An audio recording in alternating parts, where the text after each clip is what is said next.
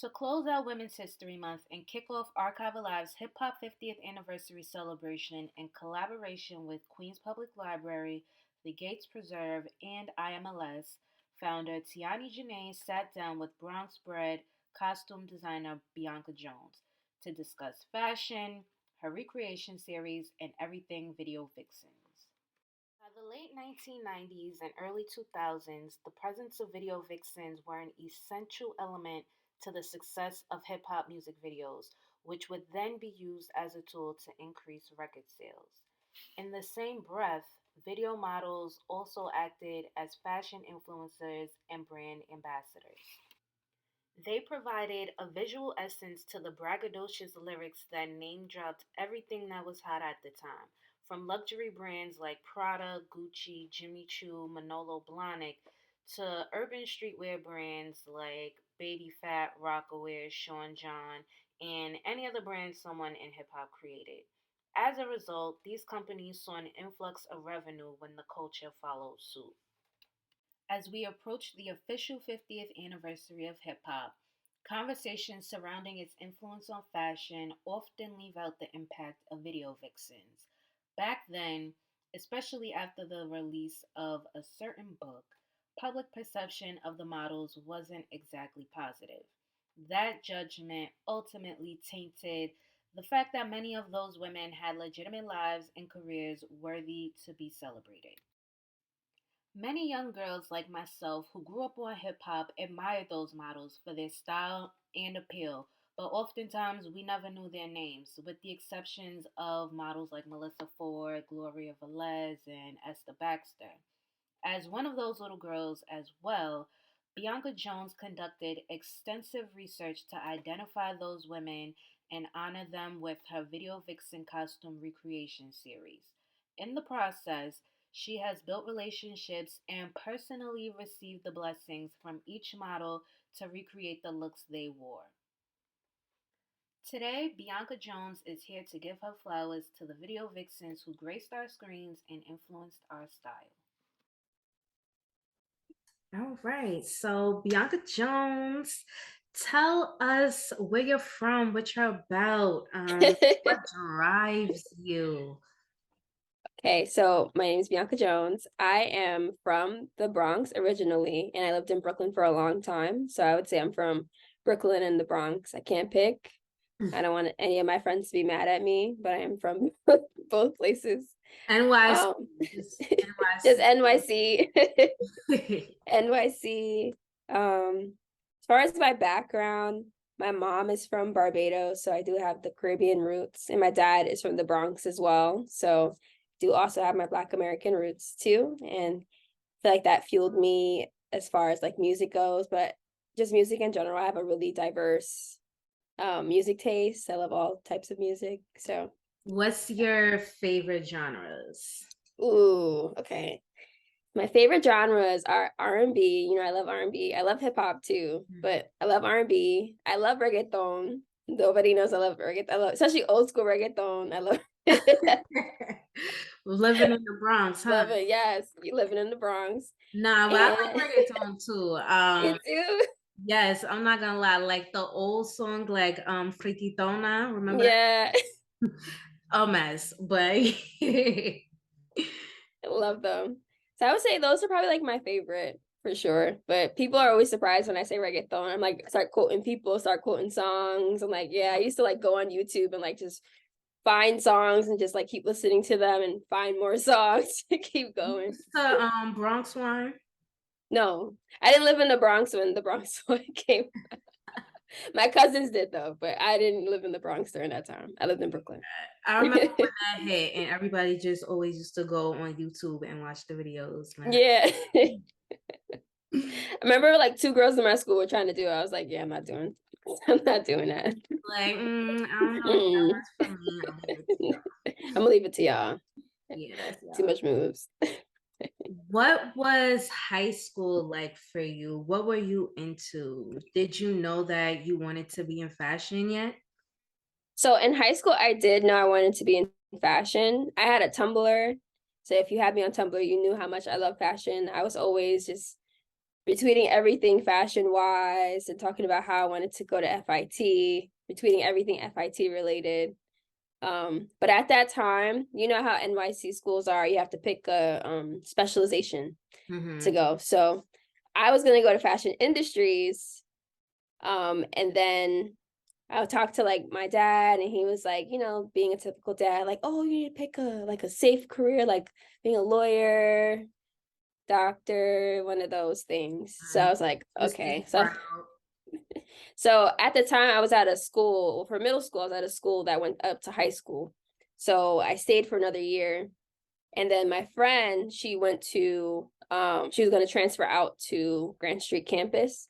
And those schools were, it was 3 schools within that school. And it was a law school, I would say health, and then I forgot, I think the top school was like business related. So she was gonna go to the law school.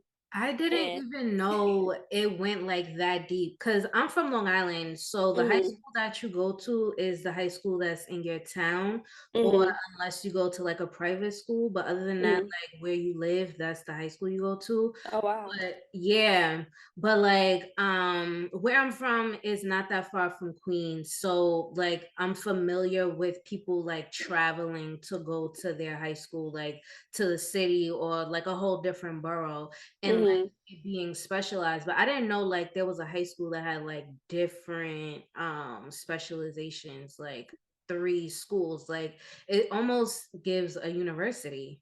Yeah. Well, the school's not even open anymore. But I mean, I feel like the name changed. It's still like something different, but they closed that.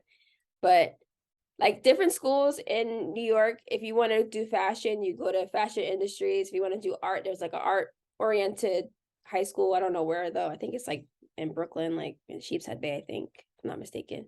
They had like a lot of schools that like specialize in health in Brooklyn. And I know they had like science schools and like the Bronx. It's just depending on where you wanted to or Mm-hmm. whatever you wanted to do. But my friend was gonna go to legal, that's the name of the school. And I was like, okay, I'm gonna go and become a pediatrician and go to like the school downstairs. But my friend at the time that was in that school, she transferred out. So I just ended up going to legal with my friend and say I'm gonna do well, was it forensic science? But I was like, I don't like blood. So don't like blood at all. So I just kept like just going into fashion. I had a friend who went to FIT, and I was like, okay, I'm gonna try to do something business oriented. So I asked her, and I was like, okay, I'll be a stylist. And I was like, what do I need to do to become a stylist? She said, you can go to FIT for FMM, which is fashion merchandising management at the time. She told me I had to get good grades and have a good essay. So I made sure I had good grades throughout high school. I worked on my writing, What was and your strongest subject? my strongest subject was math and English. Actually, no, math, English, and US history and history period. I love history. So those are my top 3.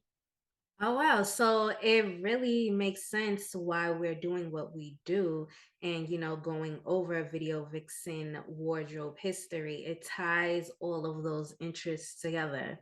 Mm-hmm. Love history. I'm always like researching something. I told you that before though. I'm always like, if I find out like, especially cultures, I'm like, okay, I don't know much about this culture. I'm always like looking on YouTube, watching videos of their history, watching people talk about it that are from that culture, just to like educate myself. And Mhm. yeah, so it's really cool. I think it's really cool to have that interest. It's always something new. Yes, I feel like you could never be bored in that sense too, because there's always something to discover, always Mm-hmm. something to know more about. And that's just how you stay sharp, having that curious mind. Mm-hmm. I agree. Definitely agree. So that's how I got into fashion, but I was definitely into fashion throughout high school. You could not tell from looking at me though. I had wore like really baggy pants all the time. I had on a Hollister sweater or some type of sweater. You could if you told people I was going to FIT, they were like, she's going to FIT. Yeah. But I could style somebody. Honestly, Today's I feel like that is so common with people in fashion. A lot of times, like that was kind of a shock for me in college Mm-hmm. because I went to LIM and being in class, I'm like, wow, y'all are wearing like sweatpants to class. I mean, I also would have to go to work after class too, so I would have to like get dressed. But when I leave the house, I just love getting dressed. Like, Yeah. what combination can I come up with today? How do I want to present myself to the world? But yes, sometimes like it's really just about the comfort, and it also gives proof to the notion you can't judge a book by its cover, because like just because I'm not presenting myself in a way that outwardly expresses my interest doesn't mean that I'm not um capable of doing the work. Exactly. Exactly. And you know, back then, like I feel like they still do it now, but people would go to school in their birthday outfits, right? Yes. So girls would come to me and ask me to do that, like, what should I wear for my birthday? So I would always like pick out their outfits. But again, if you if you were to look at me back then, you like, she picked out your outfit. So yes, you were definitely right about that. Yeah, at the end of the day, it's about taste. Yes, Taste and execution. Some exactly. people can't get the two together. No. And they want to style you the way that they would dress and not the way that you are supposed to, that like, you know, that makes sense, like make you feel the most comfortable and express your own Right. style. Yeah, like they don't know how to develop someone's personal style without influencing their own. Yes, correct. Yeah. Exactly. It's like a psychology to it that people don't really I don't think that they know to put words to it. You know what I mean? Hmm. Who were like your fashion influences at this time? My fashion influences at this time. Well, I definitely was big Rihanna. If I seen Rihanna out wearing something, I would go in the store and try to find something similar to it. Mhm. Which Um, era was that? Which Rihanna era? Ooh, that was a lot of eras. It was red hair Rihanna, it was short haircut Rihanna, it Wow. was Uh-huh. blonde, blonde hair Oh, Rihanna. I loved that era. I feel Me too. like her and Lady Gaga at the time, Yes. style-wise, had like a synergy, like Hmm. futuristic but very fashion forward. Yes. Like, and Rihanna's haircuts at the time was just like, how did they even think of, To do that. yeah, like that cut with that color? Yes. It, Every time. And her nails, she always had like cute nail designs too. So I'd always like go to the nail salon, like, I want this design or something similar to this one. So definitely Rihanna. I was on like Rihanna Daily. They would post her outfits every day. So I mhm. would go and see like what's trending. I'm like, okay, I'm gonna try to find something like this to wear if I could find it. But And that's definitely when Rihanna. you had to go to like the actual website, or Hmm. you had to go to the blog. You couldn't Yes. go on social media. No. We I had don't even think, MySpace. yeah, I don't even think we had, I feel like Instagram came when I was probably like in like 12th grade, I would say. Like end of 12th grade. And back then it was just posting pictures. It wasn't even like how it is now. So Yeah, it's crazy. and you had to, it was only for people with iPhones. iPhones, yep. Yeah. Definitely did not have an iPhone. I had an iPad and uh, an iPod Touch. I had a BlackBerry. I bought it off See, eBay. see, it was on my iPod Touch. Like, okay, let me see. And the Hmm. iPad. It's like the iPad having in the mirror, this big old iPad, like taking Oh, this out. that used to be a running joke too. I think I remember somebody put up like a sheet pan and it's like, this is how y'all look taking pictures with iPads. Big old iPad Like a big old with the blur. mm-hmm. Oh my gosh. But yes, you had to definitely go to the website, or sometimes you were lucky you had it on Tumblr with all these pictures coming down. But Mm-hmm. yes, different time. Trying to think. Well, I love Lady Gaga. Mm-hmm. Um, who else? I thought it was more middle school though. I used to love Carrie Hilson's outfits, but I Yeah. think this is when she first came out, when she had like the the houndstooth nails and like the suspenders and things like that. Who I loved else? her hair too. She had really Yeah. good hairstyles. She had that mullet, I remember. And Yeah. I know that I would never rock it, but seeing it on her was like, damn, you did that. Yeah. It looked cute. It looked really It really cute. did, yeah. Yeah. Who Like you else? have to have a really strong sense of personal style to wear a hairstyle like that. Yes. I see a lot of girls doing it too. I'm like, okay, it looks cute on you guys. I don't know if I'm gonna do it, but it looks cute on. It does. Like I feel like you have to have a certain aesthetic for it. Mm-hmm. Who else? I loved when Nikki had her pink tracks in. I don't know if I was in high school at that time or probably middle school, but I loved that. I loved how girly she was. Was it the Pink Friday era I or think so. days? Might have been the mixtape.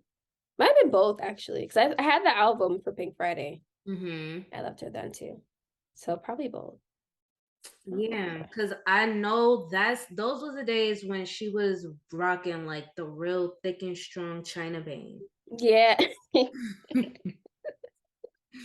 Yes. That Her bang. and Black China. Black China had the Yes. Oh my gosh. And I would always cut a bang like in fall, winter, and then grow it out for spring, summer. So I wouldn't have it on my forehead because it would always Mhm. break out. And Yeah. I had like my bang like right here. And I was just like, I don't know how they do this. Like my eyes itch. But they're celebrities, so Yeah. I feel like the bang was lit back then. I didn't have a full bang, I had a half bang. And I just kept cutting. Sometimes it would be too short, sometimes it would be oh too my gosh. My mom would always cut it too short. And then that's when I was like, okay, I'm gonna take the scissors into my own hands, yeah. cut it myself. Intermittent. Yes. Cause like when she would cut it, I would have to wait like a few weeks to rock it because Yeah. it would be too short. Who else? Gossip Girl they had a lot of cute outfits on Gossip Girl. Like Blake Lively and Leighton Meester. Oh yeah. I never watched the show. I read the books though. I read like 5 of the books, but I never watched the show because like people would tell me about it, and then I'm like, this sounds nothing like the book. Like That's this that's okay. character is completely different Nothing. than what it was written. I literally would watch for the outfits. I wouldn't pay attention to anything else because their outfits were so cute. I'm I like, feel like okay, I should for that reason. I don't know. Let's see. Maybe you might get into it. Maybe you'll be like, yeah. Their outfits are cute though. Yeah, just for the costume history. Just for the costume history. Yeah, I know they were like comparing the newer season that came out to the old one mm-hmm.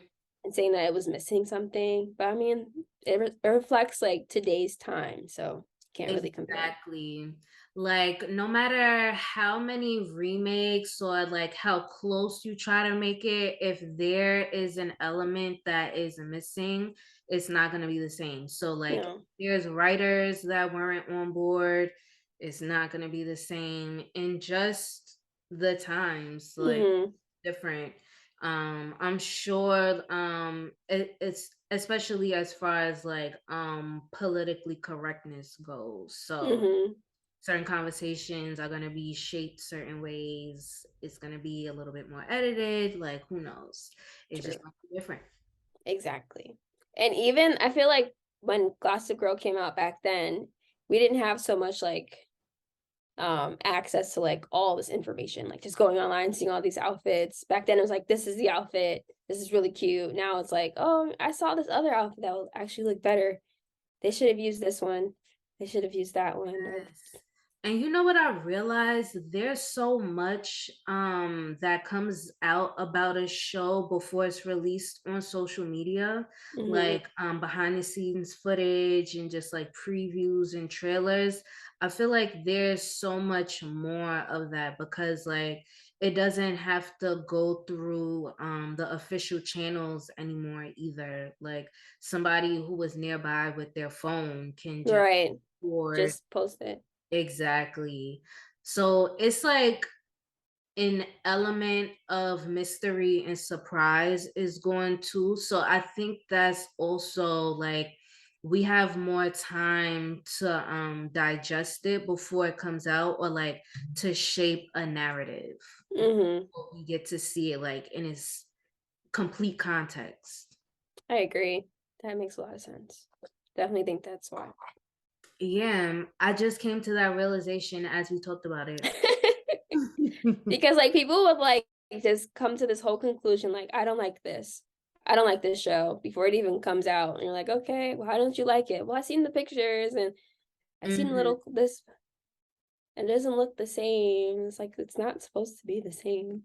Exactly. And I feel like once a certain number of people's gain traction on an opinion, Mm, people will start to cling to it because like yeah. I think the original person has like some sense of credibility that holds weight, and like they'll just shut out they won't be open-minded to it because they already have a preconceived notion from someone they consider like a sound word of advice. Exactly. Exactly. We have to form our own opinions on things. I know. It's hard to keep like the mystery of things with social media now. So hopefully that becomes like a thing again, but I don't think so. Yeah, times have changed where Times have like changed. it's kind of the norm, but I think there's a way that you can have like a balance, you know? Mm-hmm. Like give a little bit. Not every, Yeah, not everything. yeah. Exactly. Yeah, cuz like with the video vixens, they always had like an element of surprise. Like there was some mystery to them. Mm-hmm. So there was always like a reason for you to come like want to see them again. It's like, well, how's she gonna look this time? How's she gonna rock her hair? Like, what's she gonna wear? And What who they is she? gonna Where's do? she from? Exactly. Like you hope that you get to know more each time you see them. Mm-hmm. That's probably why the magazines were so prominent, because they would like talk about them too, especially like their little facts. Like, this is Ivana from she's Yes, 20 oh my something years gosh. old. Like in preparation for everything, I've been going through all my issues of King Magazine, Smooth, and Black Men's magazines, and just like reading the different interviews and learning more about the Vixens, and then like also kind of gaining a sense of their voice. Like Mm-hmm. you don't hear them, but like the way that they phrase certain things, or like their attitude, or just like the way that they answer is like, oh, she's thing. I wanna know more what she has to say. Like she might be funny or she might be smart. Like, and a lot of times like they are actually really smart, but you never Mm-hmm. hear them speak. So No. people just assume that they're not just because, Yeah, you know. they're just there. Mm, And like I feel like with the Video Vixen project too, especially when I was like looking online too, recently, but they talk about them being objectified, right? mhm, And I feel like with the project, it's me like kind of saying like, no, these are not objects. These are women that were in music videos. They have whole lives. They're moms. They were going to school at the time. They were raising their baby by themselves, or they wanted to be a model, but they were having a hard time getting into the industry because of how racist it was. And they were able to get their big break with music videos, or they were dancers. mhm. So I feel like with the project, it helps to like, hey, like this is a person. Like, so when they watch music videos, and this makes my day when somebody tells me that they saw a video and they recognize who the person was, and they're like, "Do you know that she was in this video?" I'm like, "I'm happy you're paying attention, because that's because I've good." definitely texted you that. I'm like, hold up. Yeah. I So I'm always catching myself too. I'm like, especially Ivana and Mia RIP. But I'm always seeing Mia in the video. I'm like, Mia, what are you doing here? You have TikTok. They're like, what are you doing here? Like, why? Every video I'm watching, I'm like, that looks like Mia. And Mhm. then she's right there. I'm like, that is Mia. See another one. That is Mia. That is Ivana. So it's definitely cool. And I'm happy that people are realizing, like, hey, you know, this is a person, you know who the person is now. You're probably following them on social media. You're getting their personality. And now you feel like ultra proud watching them in a music video. You're like, oh my God, yes, that's my girl. Like, she looks great. So definitely, I'm happy that's happening. So, yes. And you know what I realized? Like, they could only be deemed objectified if you never give a voice to them. Right. Exactly. So that's what we're doing. We're giving them voices, we're giving them names, we're giving them faces. Amen. Because honestly, like, the more research that I've done, I'm looking at magazines, I'll see her in an ad, I'm watching a music video or a movie. Like, there'll be a movies too, like literally video vixens could be anywhere because they are not a monolith. They had come from all walks of life. Why don't we rewind a little bit and let us know how you even got to your video vixen recreation project? Like, how did that even come about? First of all, how did you become a costume designer? First. Okay.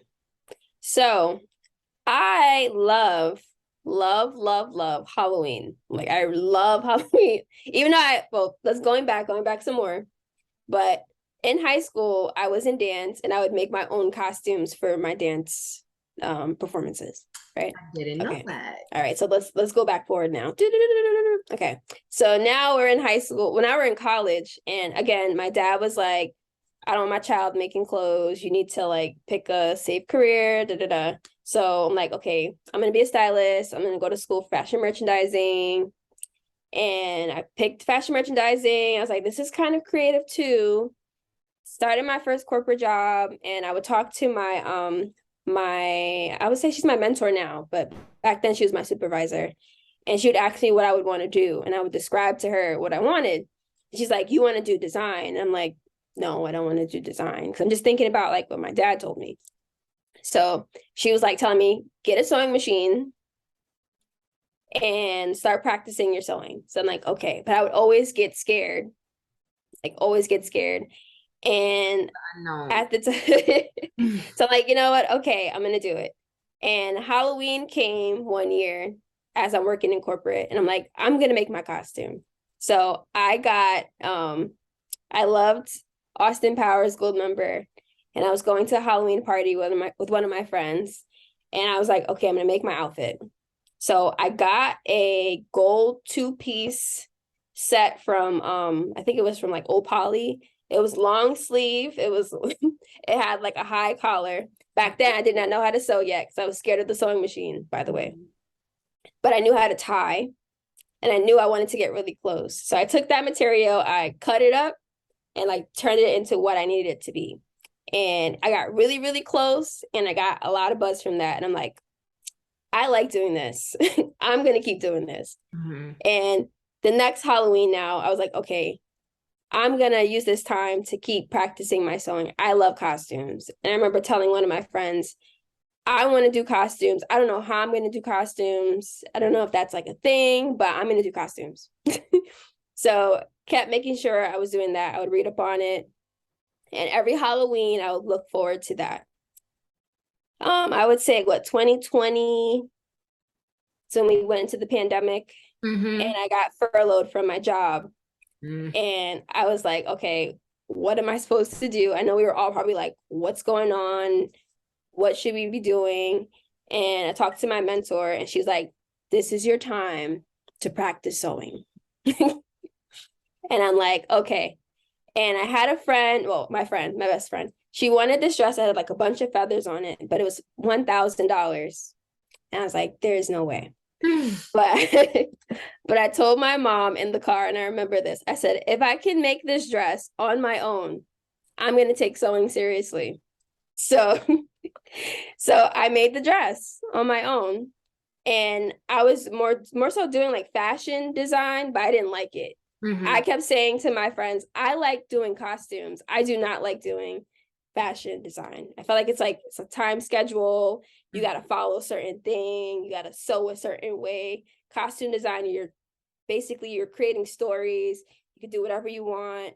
You tell a story through color, through material, through patterns, through everything. So I'm like, I like doing this. I've never heard the difference broken down that way. Yes. And, we work in the fashion industry. So, like, let's say if the forecasters come up with a certain color, that's the trend for the year. You have to use that color throughout everything. So it's more structured.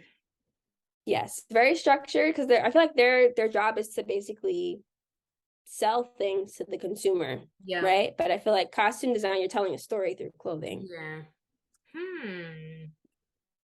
Yes. So kept saying, I was like, I don't like doing this. I like doing costumes. I kept saying that over and over. I was like, I hate this.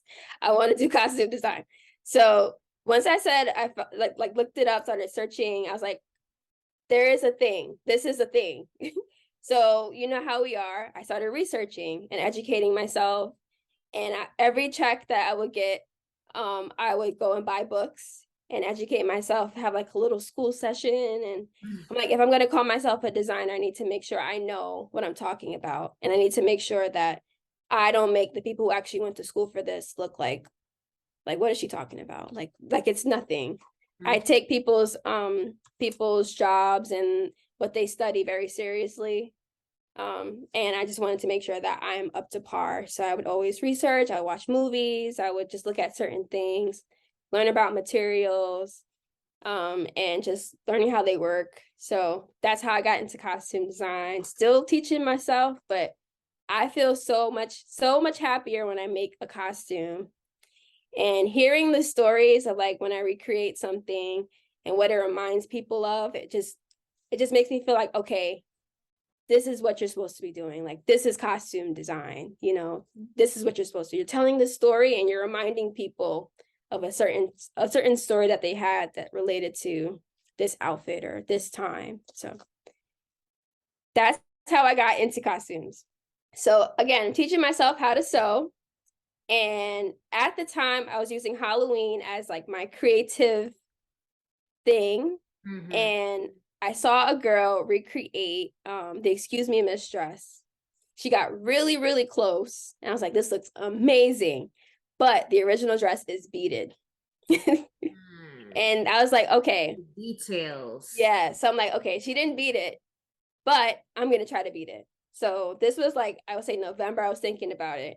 And one of my friends wrote me and she's like, hey, I'm having a 30th birthday. I want you to make a dress for me. I'm like, sure. So she's like, shows me the picture. And what is it? The Excuse Me Miss dress. No way. So her birthday is in April. So I'm like, yeah, I'll do it. So I couldn't find this material anywhere. And this is when I learned in general, you can always make your own material. You got to find the stuff that you need. So I found beads. I found sequins, because at first I bought like beads that I thought were going to be shiny.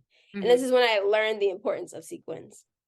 The sequins like reflect the light, so that's what makes it shiny. So when you get a rhinestone with a flat back and it's like a silver back, it's reflecting the light. That's why it's shiny.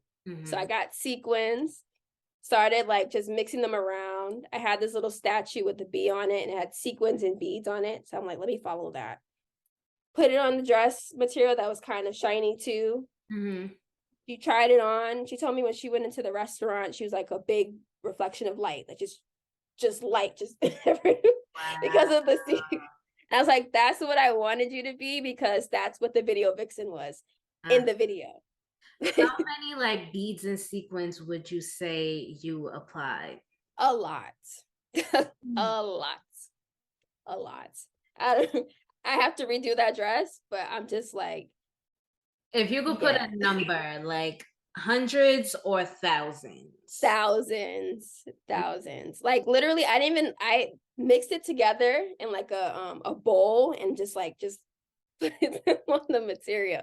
And like a freehand. Yeah. And when I went to the designer, so I wanted to show them, because one, I wanted to make sure that I did it correctly. And I'm like, okay, how did you guys hand sew this on, or did you like glue it? They told me they glued it. They told me, congratulations, it looks great. Wow. So I was like, Because I definitely glued it. And they were like telling me they had like this machine that like applies it on, and but they definitely said it was beaded. And I looked at their collection that year, and it was beads. It was beads on everything. So I'm like, Who was it's the definitely beads. designers again? It was Jessica Trossman and Mark Churba. Okay. And yes, that's it. So that's how I got into that. And then that started the project. Started off as me recreating to learn how to make new things, because I noticed from recreating outfits, I learned how to use the material. And so doing the Excuse Me Miss dress, I said, okay, just in general for making outfits, I would learn how to use that fabric at the time. And I talked to my mentor, and she was like, okay, so why don't you just like recreate A. Marie outfits? Because I love A. Marie. And you can learn how to like just see what materials to use. And I was like, I could do that, but let's do video vixens. I love music videos. I come on YouTube to watch music videos or like historical things or interviews. So I'm like, let's do music videos. So I started off as just like, I see someone's outfit and I'll recreate it. So it was the outfit from This Love with the fur jacket. By Donnell And Jones? yes, by Donnell Jones. And I started off with that one. I could not find her on social media.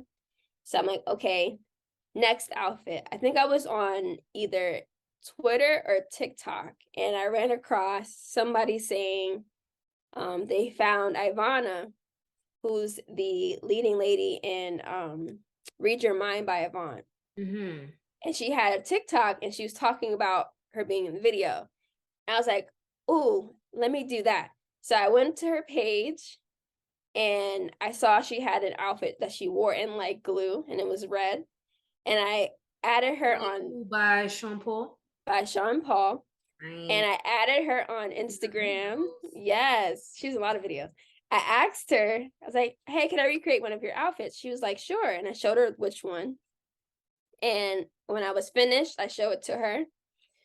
And she's like, this looks great. So I was like, okay, I'm going to make sure, like, going forward, I'm going to keep going to them and showing it to them. So that one I was able to add her and like just tag her so people could find her. And she was able to tag the person who made the outfit, right? Which is not out there.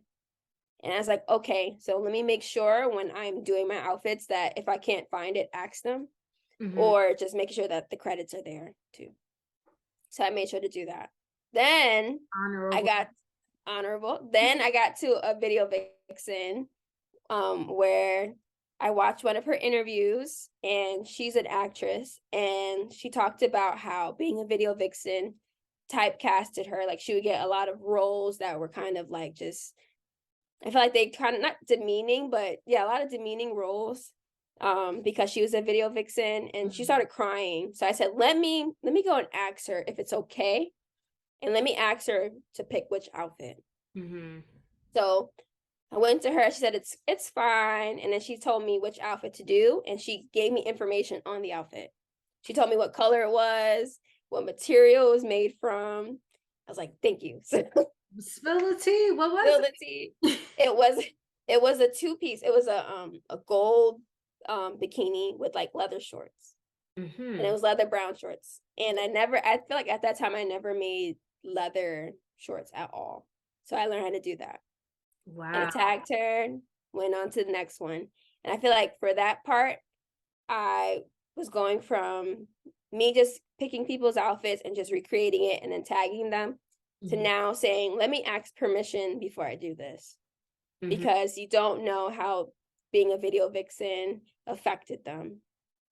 Right. So that's where like your morals and your own ethics came into play, because there are some people who are just like, well, it's public, it's out there, so it's free for consumption and free for me to, you know, just do whatever I want to do, how I interpret it.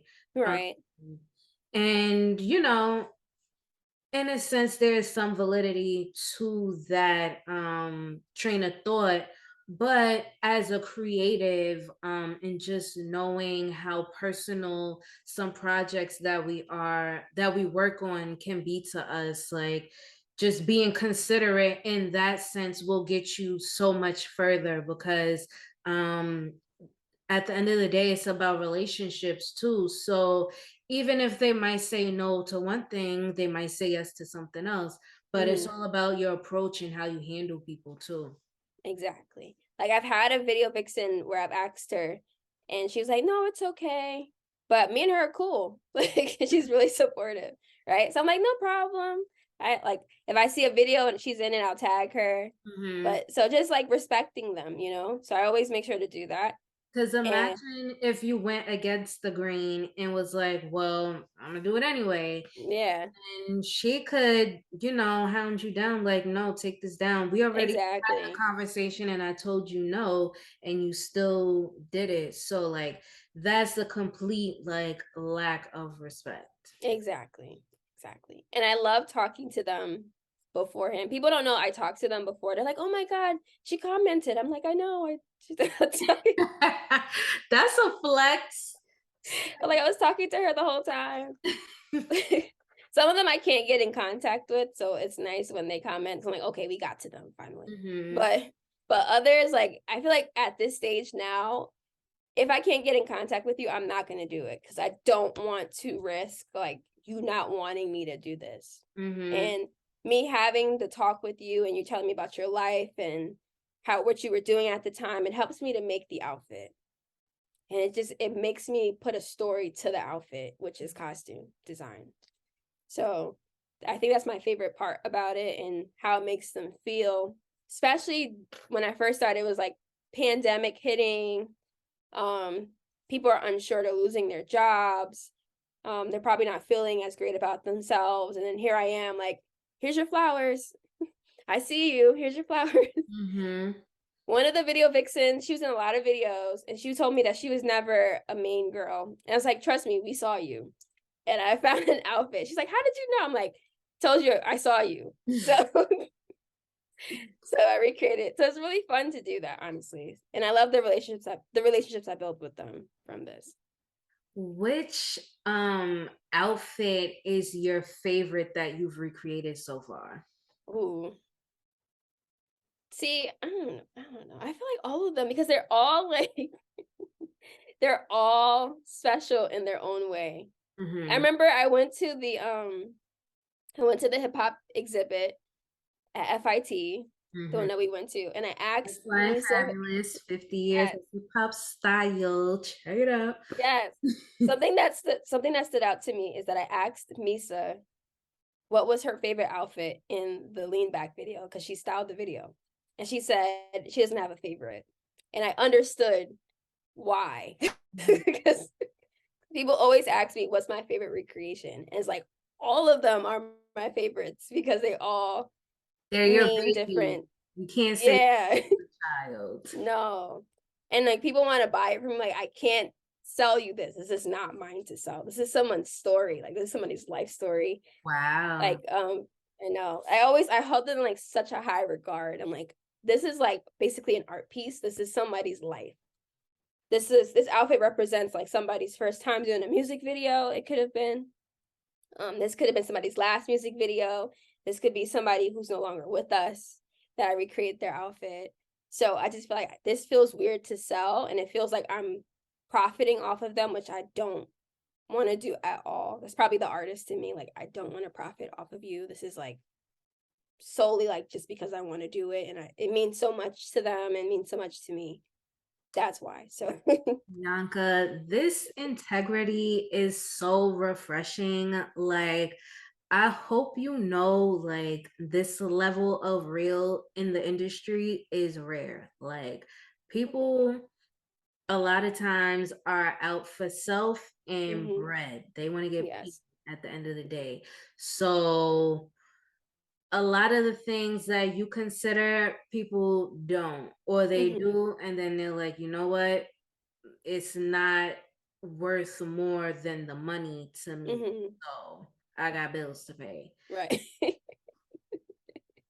Right. And I'm just like, that's not me. People are like, so are you gonna sell this? You should like do like a video vixen, like a collection. I'm like, no, it doesn't seem right. It doesn't fit right with my soul. It just doesn't. Yeah, and It doesn't. for it to be a passion, like commodifying it in that way would take the passion out of it. Out of it. Yes. Mhm. Definitely Like, would. there's a pressure added to it that you didn't have to perform under before. And the retail apparel industry is insane. Like, from working firsthand experience on the corporate side and in the stores, like, I'm good. Yes. It's like, that's not fun. I'm sorry. No. No. Like, the money honestly isn't worth it to me. Like, the amount of work that it takes, it doesn't equal it No. for me. And I feel like when you honor people in that way, that money comes back to you in so many Many other ways. different avenues. Like, is the work that you put in is the investment, and then Amen. everything else will come back to you. Amen. I'm learning so much sewing wise. I remember I used to be scared of my sewing machine, the sound. I'd be like, all right, I'm done. I'm overwhelmed. And now today I'm over here making birthday dresses the day of for myself. For myself. So it comes back. And I feel like, you know what? It takes 2 seconds to be nice to someone and make their day. So this is like, just makes me feel good. It's like therapy in a way. I love that you trust the process, because a lot of times people are so focused on the growth of the company that they don't realize they themselves are not growing at the same rate. So if your company is growing like larger than you can handle, then there's going to be a disconnect, and the business might not be able to survive with you in place because you're not ready for what it came with. Right. Exactly. I'm like, I'm just gonna go at my own pace. I'm like, I'm not there yet, but I'm gonna get there. And it's okay. There's no rush to get there. You just have to keep going and take it day by day. So definitely agree with that. Social media makes it so hard sometimes though, because like you'll see people who is doing something similar to you, or like they might have started what they're doing at the same time as you, and people often like get sidetracked from other people's success, but it's like you don't know what they had to do behind closed doors to get where they are. They might have had like a leg up with family, just a plug to get them into that next space. That area. Yeah, like some people, there's privilege that others don't have. And you wouldn't know it. Like, some people don't always want to like Disclose it. right, yeah, because everyone loves the story of a hustler. So people aren't gonna say, oh yeah, my dad actually owns this company. He got me my first position. First job, exactly. Yeah, like my mom's best friend is the CEO, and I got my. Yeah. People don't tell you that. They don't. And I always tell my friends too, I do not like, I don't know if it's like the Aries in me or something, but I'm just like very just like focused on my own stuff, that I don't even like look at what other people are doing, because I feel like at the end of the day, that's their path. And I don't want to like put bad juju on myself, or like I'm not an envious person at all. So I'm like, I wouldn't be like, oh my God, how the hell did she get that? I feel like the only reason I would follow you is if we support each other in that way, but I'm never going to be like, oh, like I should be here because she's here. Because I feel like I'm just in my own. Your own lane. Yeah. So I feel like that probably helps. And like, what was it? Comparison is like the thief of joy. Yeah. So if you're constantly comparing, you're not going to be doing your work. Yeah. That is so true. Like, if you're busy comparing, how are you even gonna have time to, get some work Do the done? work. Exactly. Because you're looking at the next other people. Mm-hmm. Exactly. So I try not to. That is such a good point. I remember reading an interview Missy Elliott did. I think it was in Vibe. And I think someone asked her how she develops such a unique sound. And she said like basically isolating herself, just like tuning out outside influences. Like Mm-hmm. not listening to the radio or like watching certain shows, like just letting your creativity, like your own creativity and your own like unfiltered, unadulterated thoughts, roam wild and go from there. Cause like I can even admit being on social media, I'm scrolling through, different archive pages and I'm like, maybe I should start showing more of Doing this this. topic or doing more of this. And it's like, no, that actually kind of goes outside of the scope of what I'm trying to do. Just because I can do it doesn't mean that I need to. Right. You don't have to, because it's your own lane. This is your own Mm, lane for archive, and it makes you different from them. Yep. So I love like just being conscious of having your own voice and tuning out external influences so you can create like from a pure place. Amen. Sometimes you copy them without even knowing. You're like, Yes, that's the thing. yeah, Like it's because you keep subconscious. seeing them. Mm-hmm. Mm-hmm. That's probably why she tunes them out. So yes. Exactly. Yeah, cuz especially like with media in general, there's programming. So there's a certain sound that'll be popular at the time or Mm-hmm. a certain narrative that they want to be highlighted. So that might be outside of what you want to do. Um Mm-hmm. and if you are tuned into the programming, then you might subconsciously start altering your style to fit that. And if that's like what everyone's doing, then it might be a way for you to get on quicker because Mm-hmm. you're going into the fold. But Right. I love uniqueness. Yes. So yes, I definitely agree. I feel like it stands the test of time. Mm-hmm. Because you can only, I would say, like copy or follow the trend for so long Mm-hmm. before you're like, all right, what am I what am I doing? What now? Because at the end of the day, we know from a fashion standpoint, trends come in cycles. So Mm-hmm. there is a lifespan on it. Like it's hot right now, but it's going to start to get colder and colder until it just falls off completely until the next thing comes up. So Exactly. you're always going to be in a place of trying to catch up, trying to be on the next thing if you're not creating Exactly. Exactly. it. We create in the wave.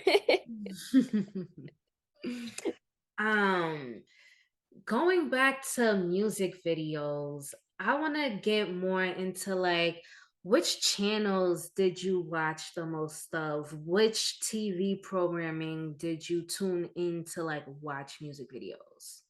What were your go-tos? Hmm.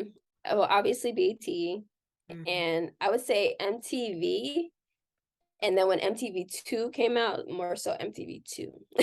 Mm. Then I had DirecTV, and that's when they had like the Oh channels yeah. focused on videos. So they had VH1 Soul, Mm-hmm. MTV Classic, those channels. So definitely those. Yeah. Yes.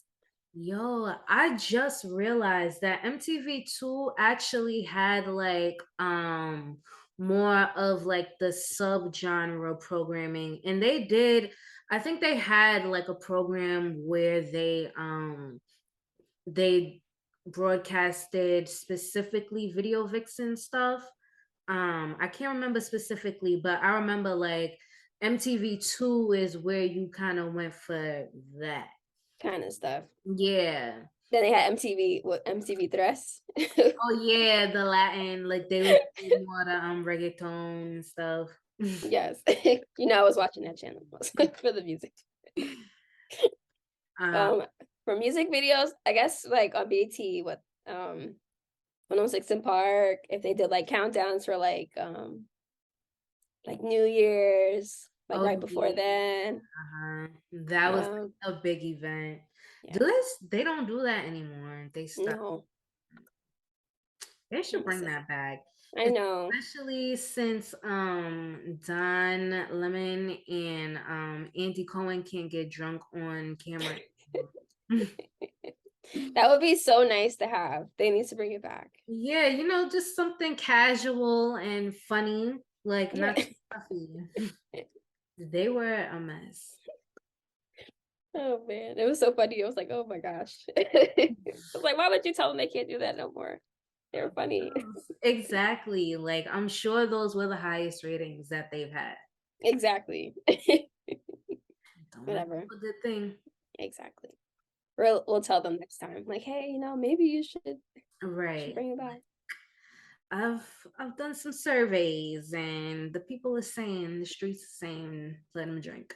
Exactly. It's like just 2 drinks, you know, a couple shots. Yeah, exactly. Let them space it out. Give them some water. Make sure they eat. Yeah, and then let them report. Let them report. Right. It's the new year. What was your favorite shows to watch? Mine was definitely Sita's World. She was so fly, and I feel like I never saw an animated character that I would want to like dress like. She had like, I think she had like a pixie cut or like a Caesar. And she had like a crop top and a mini skirt and like platform sandals, very Y2K. And yes, this is what I want to be doing. Like, this is how I want to dress. She was a bird. I'm not. That's me. I mean, we know it. Like, let's call it what it is. Exactly. But we loved her. Yes. She's Such that a good cousin. show. She was that cousin, like, you know, you gotta warn people first. Like, she's a little bit loud, but we love her. She got a good heart. She's like, she's interesting. You know, yeah. she's You're not gonna be bored. I'll say that. She's like, yeah. I love Cedar's World. I loved Rap City, the base. Ooh, love Rap City. Yeah, that was, I felt like Big Tigger, his personality, like he was able to connect with anybody, like the roughest rapper, the softest R&B singer. Like he could hold a conversation with anybody and like get the questions answered that you always wanted to know. And like I feel like he would kind of present it in a way like, you know, we just chatting, and you're right, all of a sudden like you just tell me everything you want to tell me. Exactly. He's I think he has like a calendar with like some of the video vixens in there. Really? And his page is how I found Lisa Marie, like ultimately found her on social media. Her old page actually, because he had a calendar with her in there, and me searching through all these like chat rooms and trying to figure out who she was, they said that she was in a calendar. Typed her name in on Google and it said like Big Tigger's calendar. She was in there. So I went to his Instagram, went to his following, typed in Lisa Marie, and then there she was. I know. First of all, I need to find those calendars. Yes. Need that for the archive. That's crazy. Wow. Maybe I can ask Lisa. Maybe Lisa has some. I know she has like a bunch of like magazines that she was in. So I'll ask her. Yes, definitely ask her to have it digitized for the rest of eternity. Yes. She would love that. Wow. What you spoke about chat rooms. How did you even find those? And like just Googling. I like Googled and like one popped up. I went on. When I'm like, okay, they're like, she's Puerto Rican. Her name is Lisa Marie. Big Tigger. I'm like, all right. Google again. I see like I think it came up on Amazon. It was like or something like that, or like eBay, and I had her name. I'm like, okay, let me go to his page. went to his page, went to his following, typed her name in. There she was with a Puerto Rican flag in her bio, like comparing the picture of her in the music video to her actual pictures. I'm like, that's her. Then I wrote her. So you've had to do some real investigative work. Yes. I'm like definitely sure. Like, if you found Lisa Marie in 2023, it's probably because of me, because I did a lot of work. She could not be found before. And when I talked to her, she was like, it's because she made it so that she could not be found. She did not want people to find her. Wow. Damn. And that's so interesting, going from being in music videos that are broadcasted, in a rotation, in a circulation, that can be seen all over the world. I mean, now at this point, but back then, it was widespread too. Just being that public, but now maintaining such a private life. Mm-hmm. People can't even really find you on social media, and social media is like a part of our identity now at this point. Right. And for her, it had to do more so with like, she has a song about her. And at the time, Lisa's very like to herself, and I would say she values her privacy. She's not like somebody who like listens to like just outside type of thing. So imagine a song coming out about you, you're just like, oh my God, like you're shy. You're like, no. Oh man. So she made sure she could not be found. I think that also speaks to the perception that people have had of video vixens. They think because they're in these music videos that they want their lives to be broadcasted, they want to be in the spotlight, and just out there for the world. But it's like, no, this is my job, and Right. I go home, and home is home. Right. Exactly. So for her, and like, look, I'm saying like she's shy, and people be like, oh, like just imagine you like approaching her, like let's say she has social anxiety, you're like coming at her, and she's like, whoa, who are you? Who are you?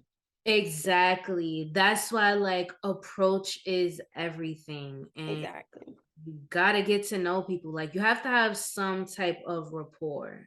I'm like big on that. Like you can't just come at me any kind of way. Yeah.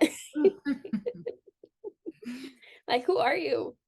Yeah, it's just like, and being in the industry, like that there's people who are opportunistic in ways where they will only want to form a transactional relationship with you, and unbeknownst to you, you think you're like making a genuine friend, but it's like, I just wanted to get close to you for where you can get me. Right.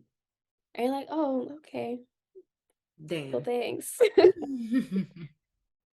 But like people will be so used to people like approaching them because they want something from them, that when you come to them and you're being genuine, like they're just kind of standoffish, like, what do you want? It's like, I just wanted to say hi. Introduce myself. I just want to introduce myself because I always wanted to meet you. That's it.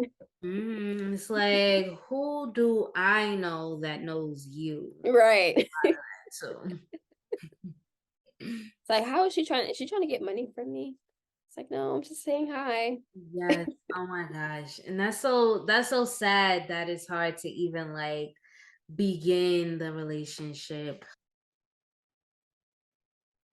Okay, so Bianca is going to tell us about her favorite recreations, the videos that they appeared in, and the models who wore them, starting with the Big Pimpin' by Jay-Z featuring UGK.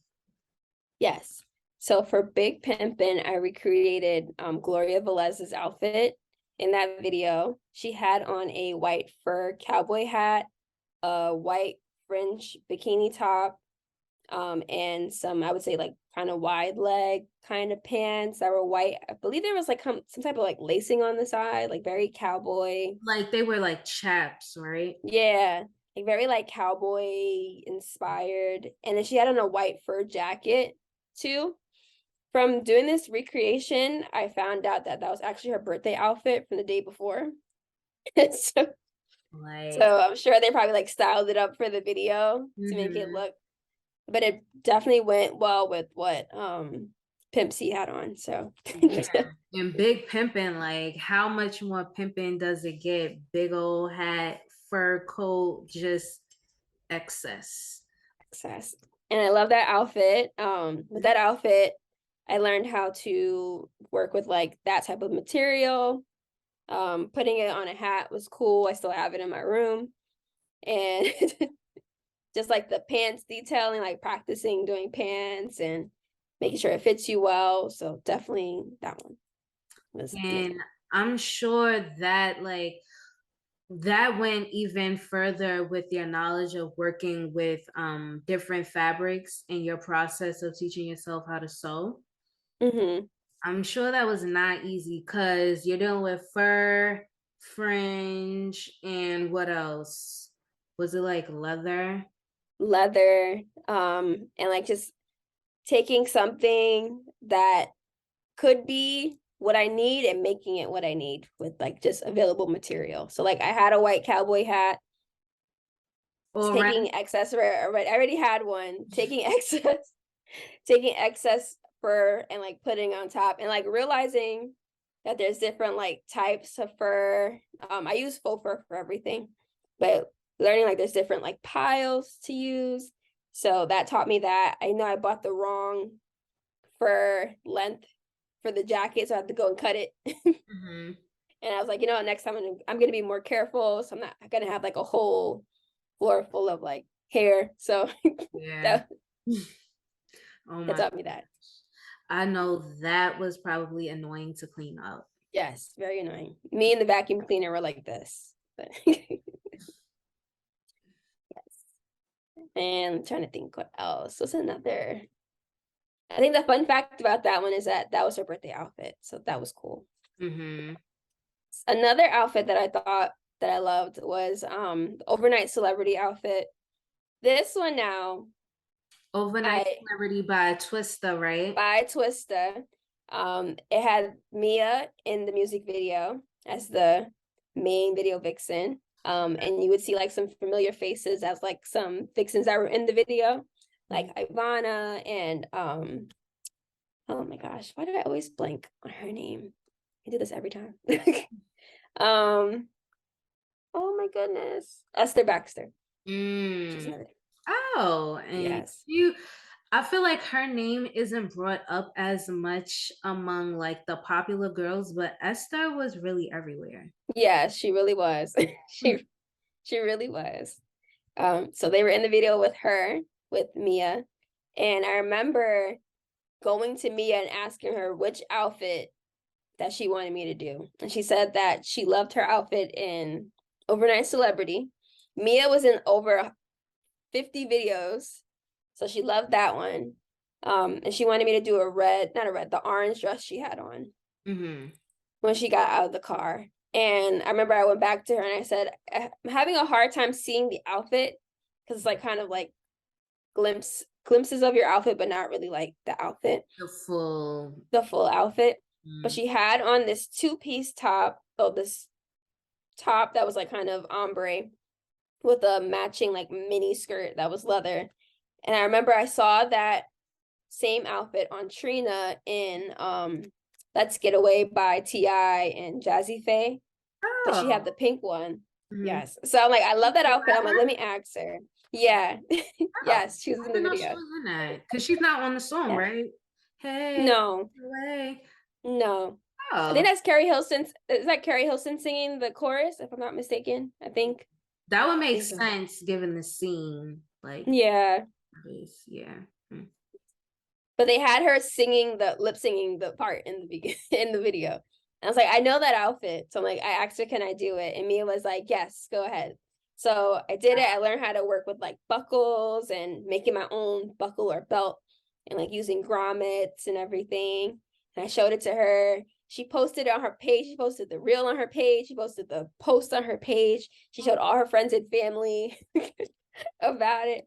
I didn't know she showed all of her friends and family, unfortunately, until her funeral. But I know, but definitely that brought me some comfort because I remember I went to her funeral. I was super early and I met some of her cousins and they're like, "Oh, how do you know me?" I'm like, "I'm her friend." And then I was like, somebody told me like, just go and tell them like what you did. So I said, I took one of her outfits and I recreated it. And they're like, "Oh, that's you." They're like, "She showed all of us. She was so happy." You made her whole day. And they gave me a hug. I was like, "Oh my goodness, okay." So that made me feel good to know that it made her feel good while she was here. That's amazing. And it was also kind of a collaboration between you two because she chose the outfit this time. Normally, Yes. you choose and ask them. Yes. So that's like, I think that's when I started to get into asking. I think that she was probably like the outfit right after I encountered the video vixen that I approached her and asked her which one to be safe.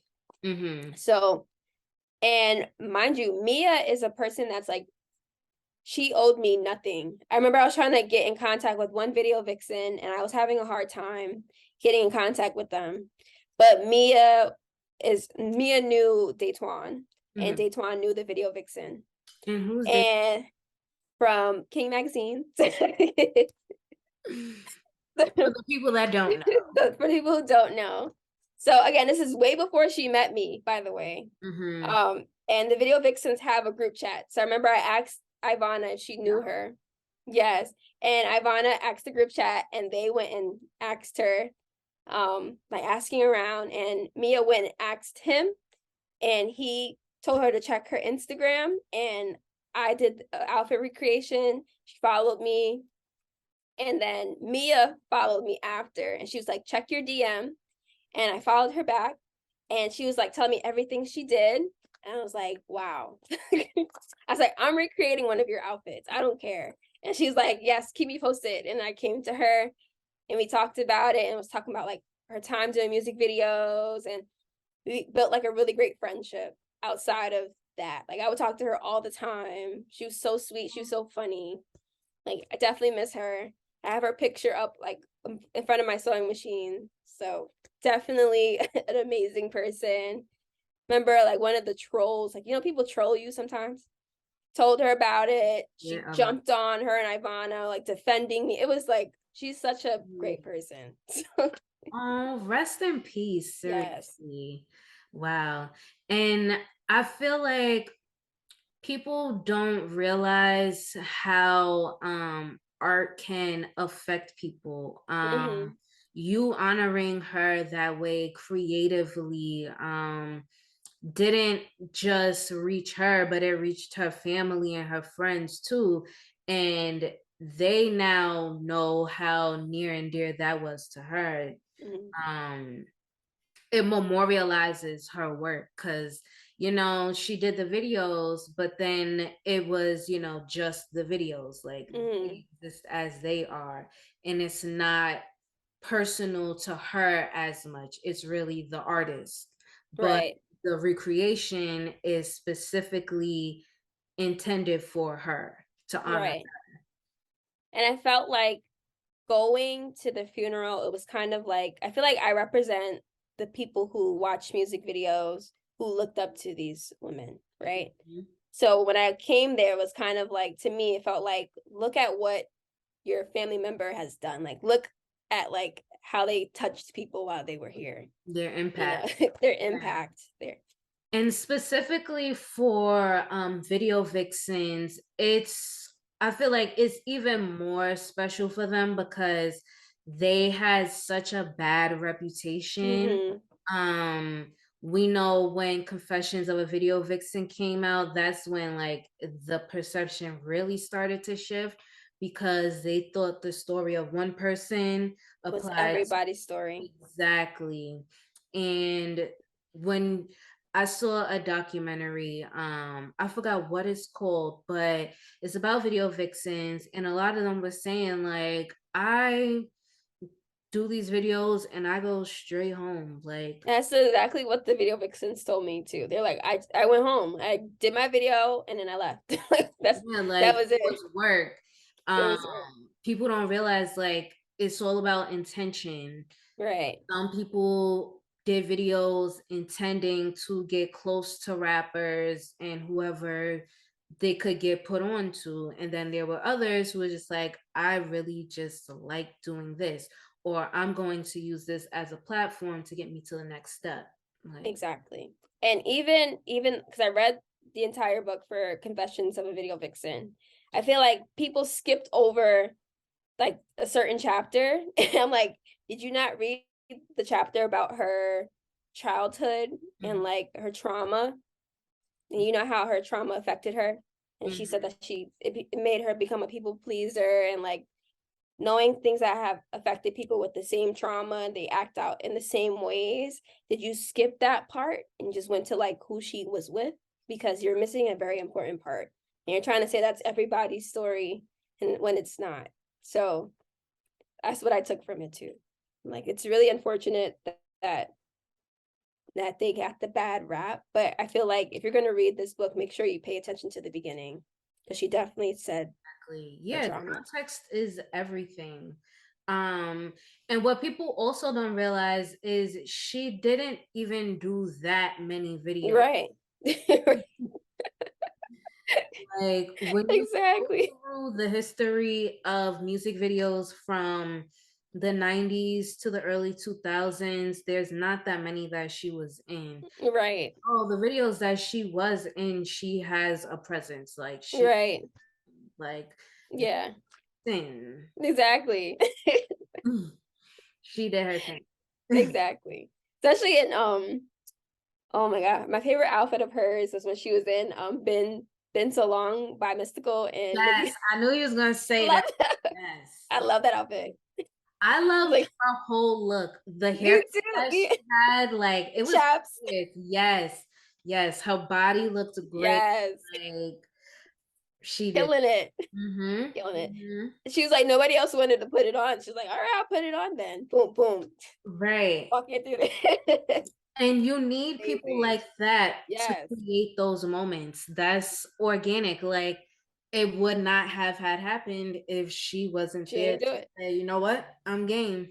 Exactly. And people doing it now. Nothing. You hear nothing. Nothing about it. Exactly. Now it's the norm. Yeah. And that's how it is sometimes. You're ahead of the curve. Yes. It's not the norm yet. So Exactly. you're gonna get that controversy. Exactly. Exactly. But there has to be someone who does it. It has to be a trailblazer. Yes.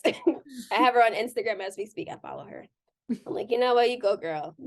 I should Go follow her. ahead. I've watched Yeah. like a lot of her interviews, and she's a very interesting person Yes. to listen to. Like I like what she has to say. Like Me too. her, And she's characters. yes. She's like, that's not me. This is this is who I am. I'm Mm-hmm. like, Yeah, that makes she's sense. very aware, I would say. Yes. Yeah, from what I can tell. Like I don't know her personally, but Yeah. what I've seen, like she knows what she's doing. Maybe we'll meet her one day. Let's put this into the Yeah. atmosphere. Putting I it think up. she lives here now. She's having a baby. Really? Mm-hmm. Wow. I know. Hmm. That's so cool. Hmm. Excited. Yeah, maybe something about that. Maybe like Yeah. for Mother's Day or Yeah. Let's see. Maybe we can write her. yeah, Okay. get connected to her. Hmm. All right. So did this one. Who else? I would say another outfit that I loved was Lisa Marie and When the Last Time by the Clips. Mm-hmm. This was Lisa Marie's first music video ever. That's a good first. Yes, good. And Pharrell approached her to be in this video. He said he had a up and coming group from Virginia. They're going to be big. Do you want to be in this music video? She was like, yes. And she went, and it started off her whole career in being a video vixen. And Khalees made her outfit. on her from a Virginia is for Lovers t-shirt. Mine. And This yes. is the first video. Yes. Pharrell approached her. Yes. She approached him. And Khalees made it on her. Yeah, and Khalees made it on her on this. Like nothing about this was planned or preconceived. Amazing. Continue. Yes. So I feel like finding her, I had to go through comments on social media, on YouTube, and Google it, and then kind of like piece it together, and then finally find her. And then when I came to her in her DM, I said, I want to recreate one of your outfits. And she's probably like, yeah, sure. Like, because people have approached her before just saying whatever. And she's like, all right, whatever. So I came to her and I was talking to her and I was like, who made your outfit? She said, Khalees. And I was thinking like, okay, I can't find this dress anywhere. And like, Khalees made this on you. So I'm like, okay, how would she make this on you? I'm like, she can't. I'm like, I don't know if she had like a sewing machine on the set, which is probably unheard of. So I'm like, she probably didn't do that. So I'm like thinking, I'm like, let me look up something. So I'm like, I remember like t-shirt weaving being popular back then, like the little fringe on the side. And I remember seeing, tie. I remember seeing it in the whatever video by Remy Ma. She had it on. I'm like, maybe she did that to her her outfit. So I started looking up YouTube videos on t-shirt weaving, and I did that, started practicing on some things. And then I got a gray t-shirt. It looked kind of green in the music video, but I was like, I know how lighting is, so it's probably gray. Especially the way that the green looked. I'm like, this is probably gray. Wow. And that is a particular skill set that not everyone has. You have to know color and you have to know lighting. Yes. And that comes with experience. You don't Yes. wake up with that. Exactly. So I'm like, I don't think they had this back then. Like, this looks a little weird. I'm like, I bought a big gray t-shirt. I took it to the mall to get it screen printed saying Virginia is for Lovers with the heart. Took it back home. Mind you, you're not even from Virginia. I'm not even from Virginia. I took some white paint and like went over the letters because it was in black. Went over the letters. So it has the white outline. What? Like on her shirt. And I just weaved the sides, cut this part, weaved this. I was like just getting crazy. Put it on. I'm like, all right. Showed Lisa. She was like, oh my God. Like, what? She's like, where did you come from? I'm like, I told you I was gonna make it. Wow. She was like in shock. And we just like built this like relationship. Me and her are so close to this day. But we were just talking and then posted the outfit, and she posted this whole long story just talking about how grateful she is for me and just talking about her life as a video vixen, how grateful that she is that she's finally able to see this and just so thankful. And I was like, wow, she gives the best advice to this day. But yes. Amazing. That is so crazy. The appreciation that they show is just like even more fuel to keep going. Because those reactions are just like, damn, you can't recreate that. No, you can't. And like you're making their whole day. Like you're literally making their whole day. And it makes you feel good to know that you're making someone else's day. It's like it's an undescribable feeling. Like I have to stop myself from crying sometimes. Like, you know what? Like, let me just take a breather. Let me take a because it's like it's really touching. It's like, wow. Like it's emotional work. Yeah. They don't even know you. Like you just come out of nowhere like, hey, I'm gonna do something nice for you. And they're like, who the hell are you? And I'm sure they were probably like, this girl just chatting. Yeah. That's what Lisa was thinking. She was like, who the hell is this girl? Yeah, because I'm sure people hit them up all the time or have in the past, like, oh, I want to do this, I want to do this. Blowing smoke, we all hear it all the time. Yeah. People sometimes don't deliver on those promises. So to have someone like really follow through and then to execute it in a way that really honors the original is just like, thank you. So now when I see their outfits, I'm like, or I hear the song, I just think about them. I went to a restaurant yesterday. They were literally playing all their songs in there. I was like, Lisa, Wow. Dream, Melissa, Gloria. Just thinking in my head, I'm like, just thinking They're about like them. a video vixen encyclopedia now. Yeah. You can identify the names, the videos, the artists, the time, like what they were wearing, just everything now. Like And it's I'm still learning to, like, I'll learn things from one of my friends too, who's like really in love with music videos too. And we're just like, was that Ivana? It's like, was Lisa in this video? That looks like Lisa. And it's like, was Dream here? Like, just looking at them because they look so different in every video. yes, Too. like if they dyed their hair, like I'm the type of person, if you change your hair too dramatically, it might take some getting used to for me. Like if I don't know you already, like I'm gonna need consistent like hairstyle. Hairstyles. Yeah. A lot of them went from like straight hair to mohawks to like different colors. Like sometimes they don't even remember the video they were in. They're like, how do you know I was in this video? It's like, I just saw you in this video. That's crazy. I think also like during that time, it was common to like switch your hair up as much as your outfits because it was a complete package. Like it's a whole ensemble, it's a whole vibe. Like so everything has to complement each other. One of the vixens told me too, she was like, she would get more rolls when she would wear her hair naturally curly than when she would straighten it. It's like, that's interesting.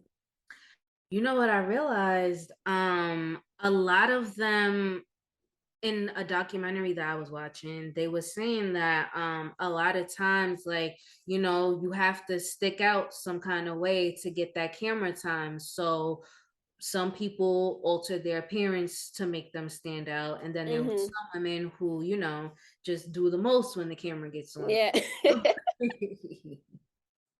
That's so true. So true.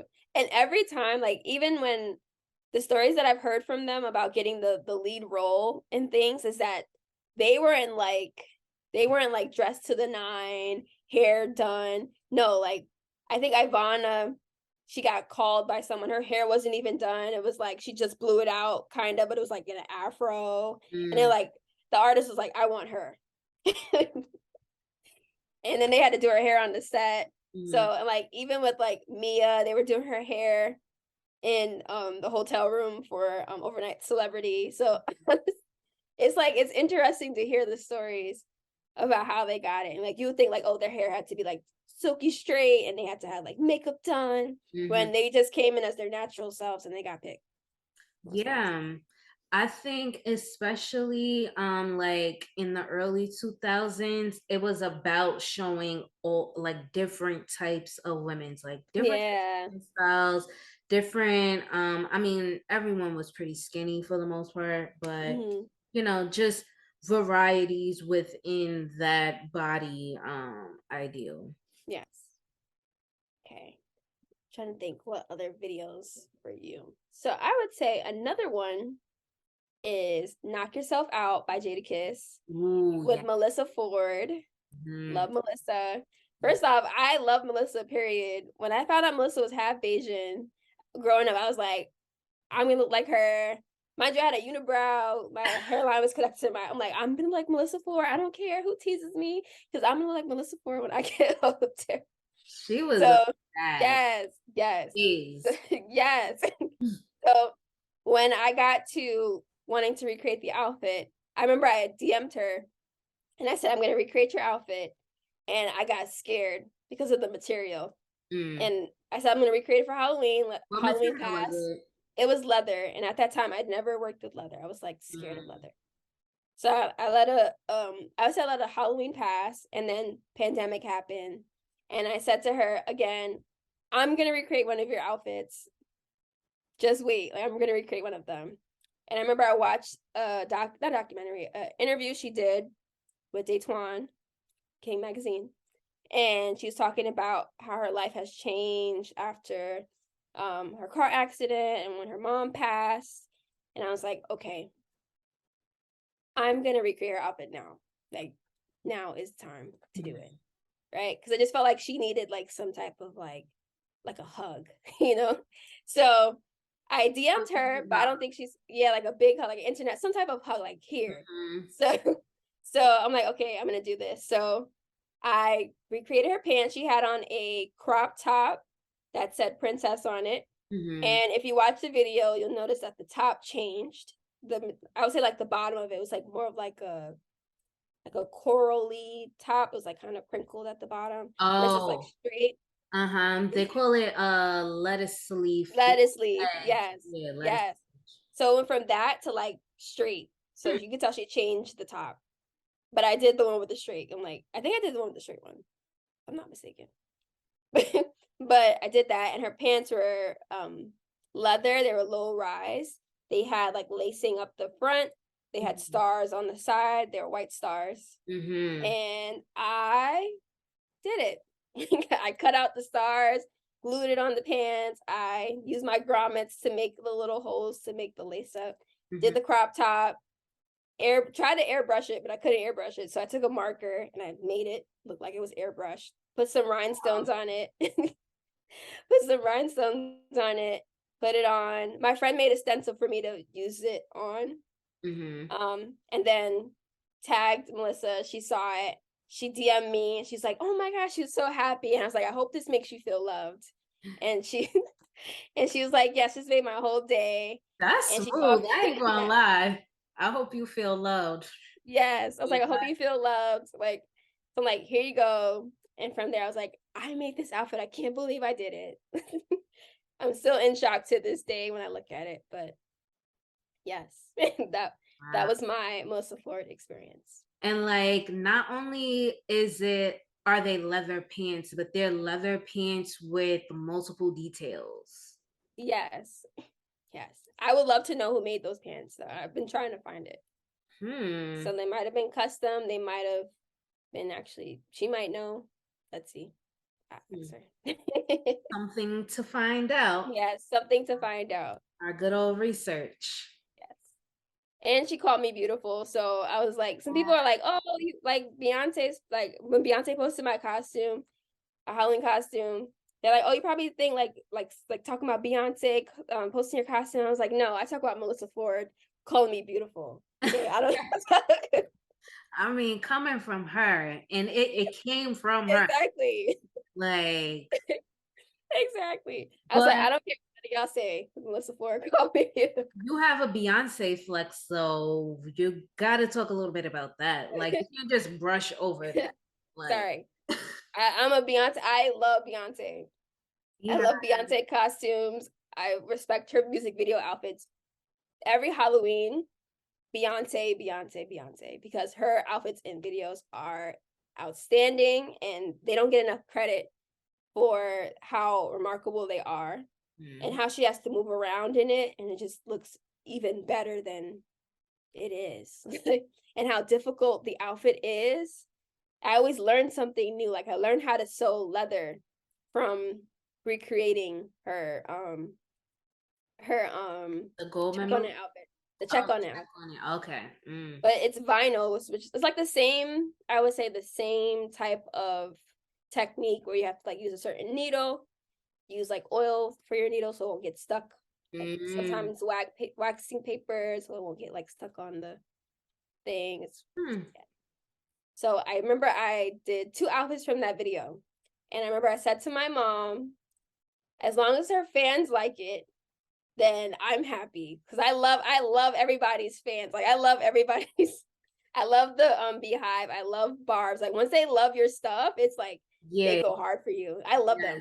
Christina Aguilera's fans, I love them. They're really amazing. I learned that once you get the standums, yes, like you have a core audience forever. Yes. And they are like the sweetest people ever. Who else? The Aaliyah fans, love them. They're so sweet. Yo, Aaliyah fans go hard. Those fans, what? So, and I always got the fandoms from recreating an outfit from the fan. So I'm like, if they love it and they like worship this person, this is like the soundtrack of their lives. They know these outfits better than either like Beyonce herself or like Ty Hunter himself or everybody. If they love it, then I'm okay. Because I'm like, Beyonce's never gonna see this. That's what I just said to my mom. Like, she's never gonna see it, but that's okay because her fans saw it, so I'm okay, and they like it. So I'm in my room, and there's a Twitter page that they say that it's Beyonce, but it's not her, but we don't know. So then they I see the page tag me in a post. I'm like, what the hell? So I go to it and it says Beyonce's Facebook, like a link to Beyonce's Facebook. So I'm like, did this page get hacked or something? So I'm like, let me click on it. So I click on it and it says, y'all are stealing my outfit, something like that, like something cute and funny. It's like a grid of like outfits. And I look at the grid and I see my check on like the 2-piece one. I'm like, I started screaming. And like I went back at the grid. I see my other outfit I made from Check On It right next to it. And I'm like, Mom, I just started screaming. I was jumping up and down. Oh my God. I was like, Mom, she saw my outfit. I was like, there's no way she's. And I went on Instagram. It was on Instagram. I'm like, what is happening? I'm like, what the hell? I called my best friend. She's like, post it. You got to post it. I'm like, okay. I went to post it. I was like out of breath. I'm like in my room. I'm like, what what the hell? And like people were like, congratulations. I'm like, this. I'm like going back. I'm like pinching myself. I'm like, am I sleeping? Like, how did she see my outfit? Like going back, and I'm like, couldn't believe it. I'm like, Beyonce saw my stuff. Beyonce. Oh my gosh. But I was like, oh my God. I had my full reaction on Twitter when it happened. I was like, oh my God. 10 minutes. What the fuck? Oh man. But that was my Beyonce story. Oh my gosh. Yeah, to have your work recognized by Melissa Ford and the other video vixens that you've honored and Beyonce, like it's up. Like yes. that being your foundation. Yes. I'm like, oh my gosh, thank you so much. Is up. It's up. All the things. Yes. Okay. And oh man. My final I would say outfit I want to talk about that I love that stuck with me was I recreated Camila, I believe her last name is Reyes, her outfit in Wanna Get to Know You by G Unit. She was in a scene with Joe. She had on I would say a crop top that was black and white stripes with a matching mini skirt.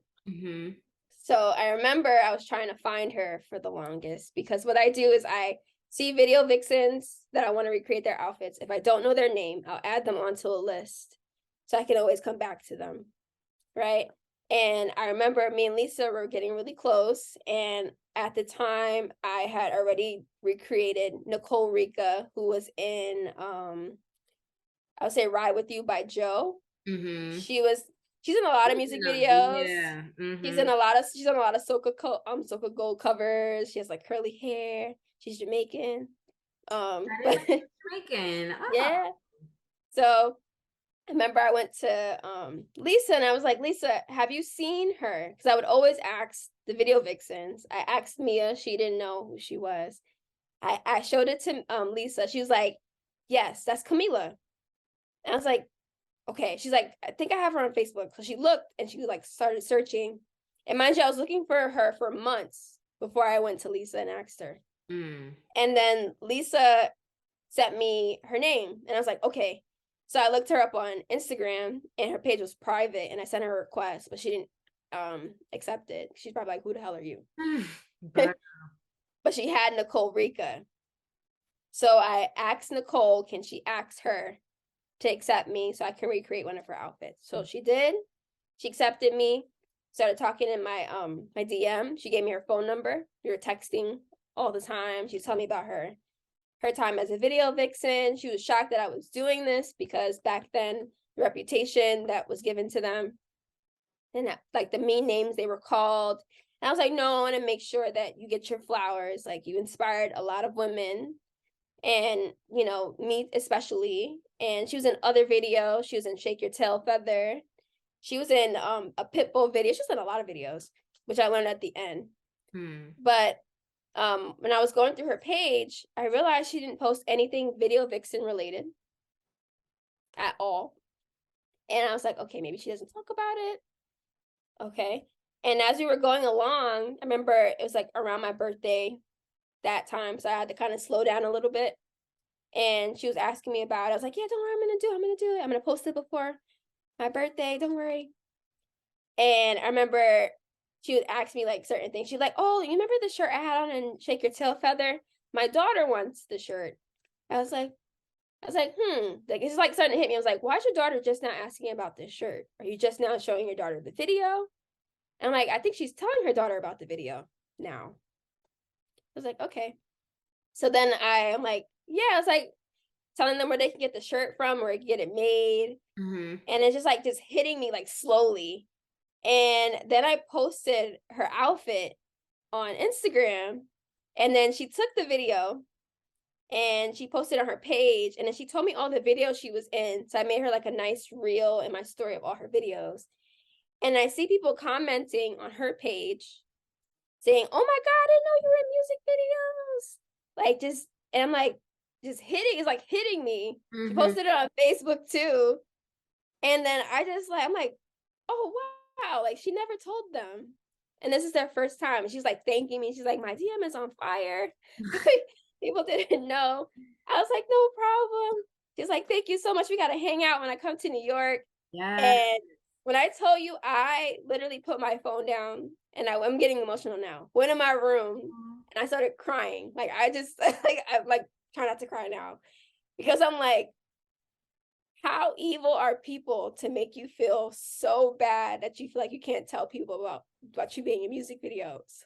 Like you did a so portion many of your life. Yeah. Like you were so cool. Like to me, you're like the coolest person. I'm like, you're in all these videos and people don't even know.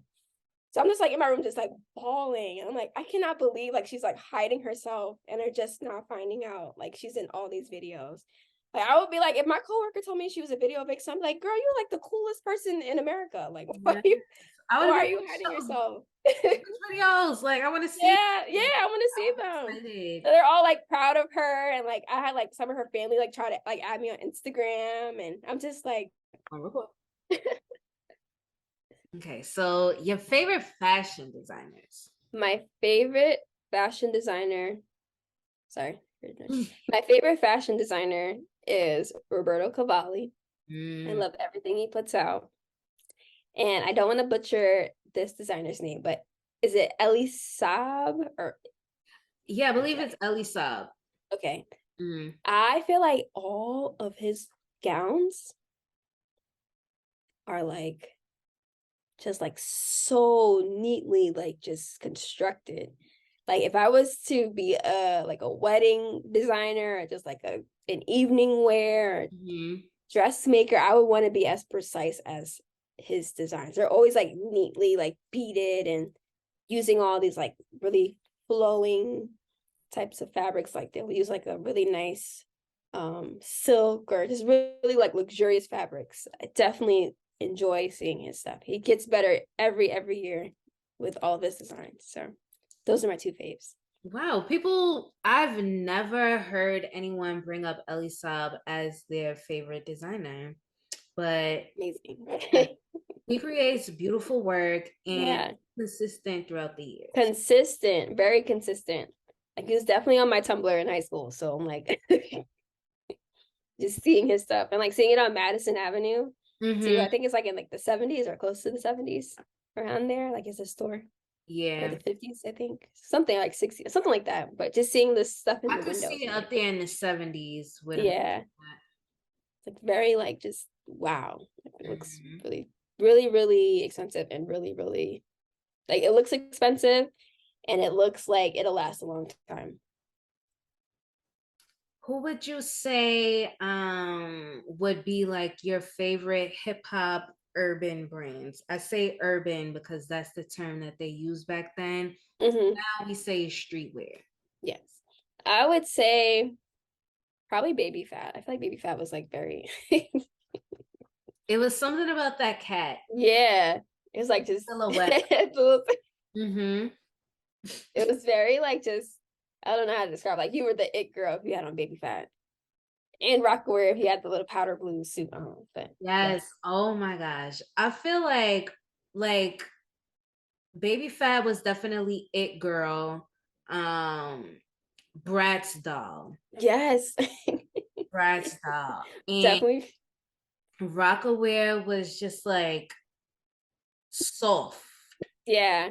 like for the girls. I remember Yeah. I had like a off-white Rockaware hat and scarf and sweater. Like it was a half zip pullover. Hmm. Somebody stole it out of my locker in middle Oh my school. god. I was so mad. You gotta see if it's on like Poshmark and like who's selling.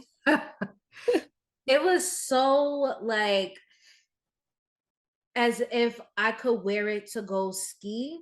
Like, Hmm. it was in Aspen. That's what it, Ooh. yeah, it gave like skiing in Aspen. Yeah. I I like that. cannot ski, never been to Aspen. At that point, I had never been off the East Coast. So, Right. but You're like, like, you know what? It's the look. right. And I think it was around the same time No Better Love came out too. I had Yeah. got it for Christmas, but like that was my video. And when he Hmm. said powder blue Right. white, like that was like, White Nike. yeah, my ideal look. I like that. I love it. It screams like luxury. Yeah.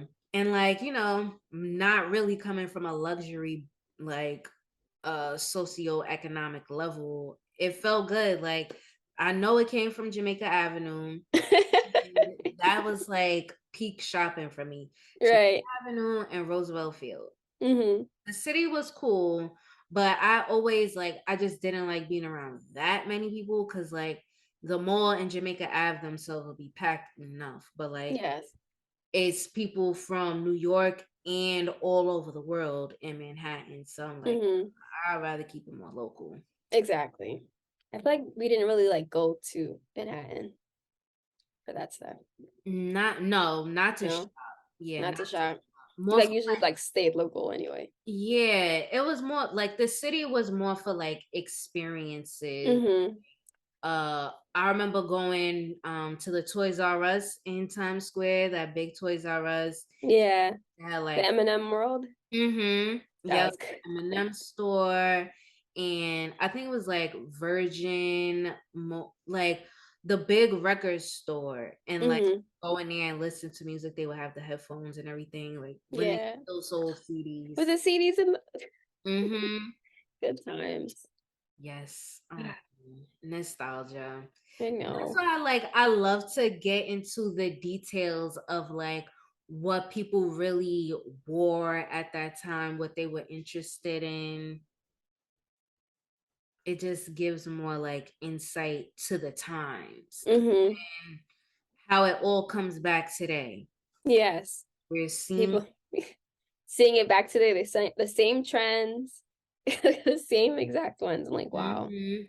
Yeah, because Roberto Cavalli, that was like the it designer of the early 2000s. All the Hmm. flowy fabrics and the different prints, like that was big. And now it's coming back. Yes. I feel like Roberto Cavalli, I think they Miss Tina said that was like one of the first designers that worked with Beyonce that wanted to work with them. Hmm. I was like, that's cool. Because I know Aaliyah wore him a lot too. Hmm. She definitely did. So definitely like because a lot of the designers too, they didn't want people in like hip hop wearing their stuff. So Yeah. that's cool. That's refreshing to hear that he was like working with so many people back then. Yeah. I would love to do a deep dive into luxury designers who kind of open their arms to the hip hop Community. yeah, the hip hop community at the time where they weren't really embraced and like mainstream media didn't want to be affiliated Hmm. with the representation. Hmm. So, yeah. That's a good one. Yeah, It's a good I would topic. love I'll to watch it. see more. Hmm. So we know your favorite music videos, your favorite fashion designers. Um, who would you say are like your favorite stylists and your favorite video directors? Like who's your dream team to put together like your favorite video? Who's shaping that image? Hmm. So for stylist, I love June Ambrose. Well, Mhm. that's costume designer, but she's a stylist too. June Ambrose. I love Misa Hilton. And I would say for directors, I love Little X. I love Mhm. Hype Williams. Um, who else? I would say, hmm, wow, my brain. Maybe June and Little X. I want to see them work together. That'd be interesting. But I love them all. I think they are really talented. Oh my God. You know who's a really good director? Oh, wait, hold on. She directed some movie, something in Slim, something, Queen no, and Slim? Queen and Slim. She did a lot of music videos. Really? Yes, she did like a bunch. She did like Moneymaker by but all her videos have like a similar aesthetic. So you could Mm-hmm. tell it's her, like very futuristic kind of. She did like Rude Boy. She's amazing. I know who you're talking about. I'll get the name for you. Will. Yeah. I know who you're talking about. Yes. Is it Mila? No, Matsukis? Something like that. Okay. But I think she's from the Bronx, if I'm not mistaken. Okay, And I think she went to NYU, I think. Oh, Yes. so a real New Yorker. Real New Yorker. Love it. Yes. Um, so yeah, I guess we have a good sense of your favorites. Now, where do you see, like to wrap it up, you've done the Video Vixen recreation series. Where do you see it going? How far do you want to take it? Like, what's the next step? So for the Video Vixen series, I want to do it on a bigger platform and make it more permanent. So so I am starting off by doing an exhibit for them. It's so far a day, but I'm hoping to one day with more funding get it on a bigger platform so that it's just in a space where it's always there and people can educate themselves and remember these wonderful women and their contribution to hip hop. So that's my goal. I said that to Mia before she passed. I'm gonna get you in a museum one day. And every time I do my recreations, I see her face right there, and I'm like, I'm gonna get you in a museum one day. So yes, that's my plan. What are some prospective museums? Who would you like to see like house your collection and display it? I would love if this can go into the hip hop museum. I know they receive funding to start working on their museum. I think they're opening up next year, if I'm not mistaken, or like 2025. Mm-hmm. So hopefully get them in there and like if there's more, I know not everybody can get to New York. Maybe having if there's like museums dedicated to Black Americans or history or just Black history period, Mm-hmm. like having that in there if they have like a hip hop section so that people can access it too. Or if not, like Exhibition. yeah, traveling exhibition would be great or something so that they can come and so that the ladies can see it too. Sometimes they might not be able to get over here. I know some of them they live in like Africa now, which I learned, and some live in Costa Rica. Like Miss, excuse me, Miss, she lives in Costa Rica. So yes. Um, so yeah, so that's my plan. And after the Video Vixen hopefully if I get this on a bigger platform, which we're gonna put that into the atmosphere, Mhm. but doing more things like this, and just tying history with costume design and just affecting people in positive ways and making them feel valued and loved. So that's my mission. Aw. And it is absolutely attainable. And, I am here to help you get to those finish lines, meet those marks, and then exceed them. Because once we get there, we got to double it. Exactly. Exactly. Oh my gosh.